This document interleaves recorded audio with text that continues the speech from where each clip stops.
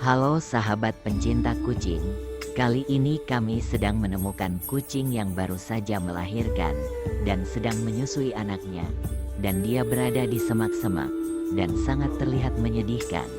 Dan jika kalian di posisi saya, apa yang Anda akan lakukan? Jika kamu adalah pencinta kucing, kamu pasti membawa pulang kucing itu. Akhirnya kucing sudah saya bawa pulang dengan anaknya yang masih mungil dan anaknya ada 4. Dengan penuh rasa bahagia melihat kucing ini sehat. Jangan pernah mengabaikan kucing terlantar. Beri dia tempat tinggal, beri dia makanan. Karena bisa saja kucing itu adalah jalan Allah menggugurkan dosamu.